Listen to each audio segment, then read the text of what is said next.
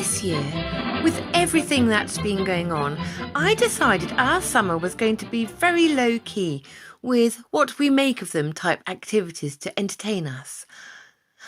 I'd thought we could throw ourselves back to the good old days and spend our time doing what they used to do, back when theme parks didn't exist, and going to the zoo was an annual treat, and visiting the beach was considered a holiday and not just a few hours entertainment.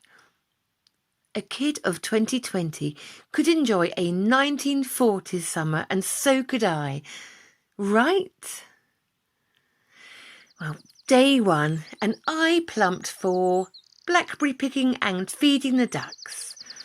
Adventures by the river with poo sticks seemed terribly easy, and with sandwiches wrapped in brown paper for lunch, it felt old-fashioned but fun. Essentially, I had opted to be with my family in an Enid Blyton novel. We were to become our very own famous five. We found a blackberry bush in minutes, proving the English countryside is a bountiful array of foraging delights, but we had forgotten to take a container within which to hold them. Of course!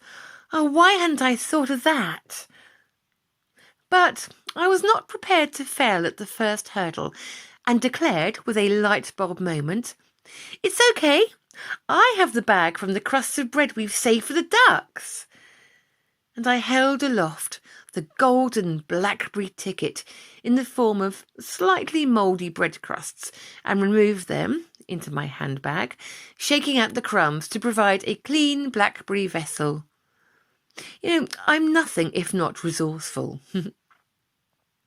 "They're very sour, Mummy," Jimmy exclaimed as he popped yet another low-down and potentially dogweed upon berry into his mouth. "Oh, but darling, they'll be delicious later with lashings of cream," and sugar, I thought, but held back, and we carried on picking. Next up were the ducks, which Raffy likes to shout the name of loudly. Only he pronounces an F when he means D, so it doesn't sound quite so wholesome coming from his tiny mouth.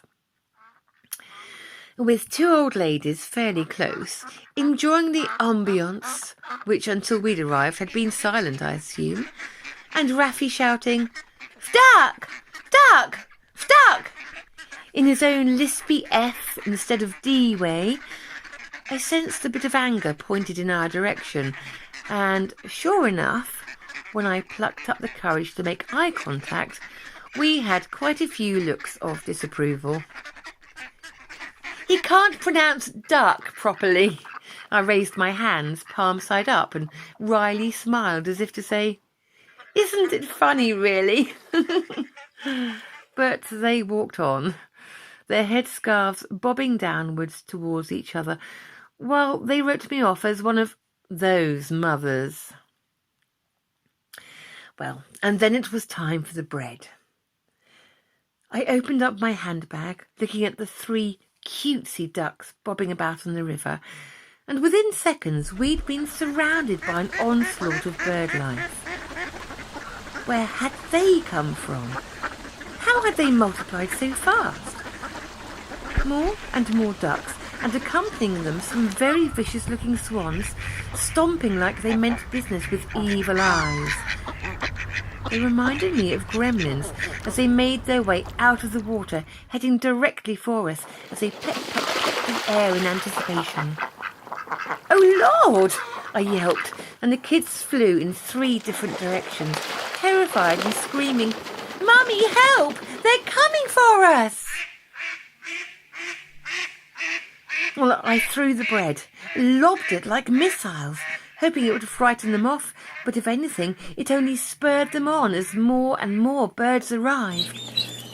I had the little one in my arms now, having scooped him up as he was unable to run as fast as the other two, and I could feel his heart beating loudly. With the last of the crusts in my clutches, I flung them as far as I could before turning and running too. But the birds were following. It dawned on me they must be able to smell the crumbs at the bottom of my handbag. No, short of emptying my lipsticks, hand sanitizers, I have many of both, and all the other bits us mums carry around in our bags of doom, I had no choice but to simply try and outrun them. Oh, eventually, we made it to the safety of a bridge, and without a feathered fowl in sight, I thought now would be a good time to play that enjoyable game of poo sticks and get those fun levels back up and running. Gather your sticks wisely, my loves, I instructed, and remember that bigger doesn't necessarily mean winner. Well, we all looked for that prized first place twig, and as we scoured the floor, jostling each other jovially, I noticed a red-faced man coming towards us.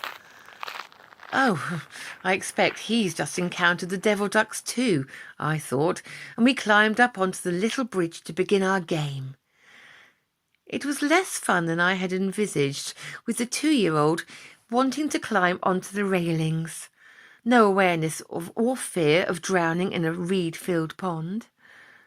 The big two were arguing so loudly that by the time the red-faced man got level with us, he was even redder now, I realised, and very angry looking, I could hear he was trying to talk to us with a shouty and shaking with annoyance sort of voice. "I've been calling at you for ages," he said, "but you haven't been listening." Oh, turns out we were now actually on private land. Oh, his land. Oh. Sorry. And as we retreated without finding out who'd won that darn game of poo sticks, a sticking point for days, he shouted after us, "And don't feed the bloody ducks any more bread. There's signs up everywhere telling you do not do that. Are you stupid?" Yes, I thought to myself when we got home to review our fine feather day out.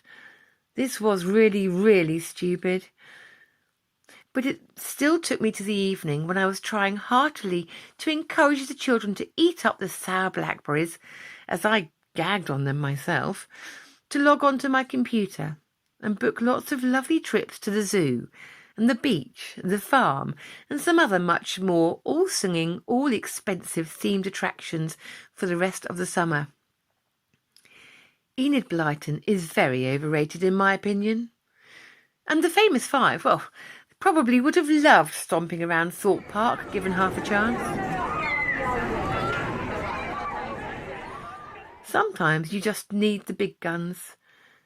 And to wait until blackberries are actually ripe, which according to my mum is sometime later in August.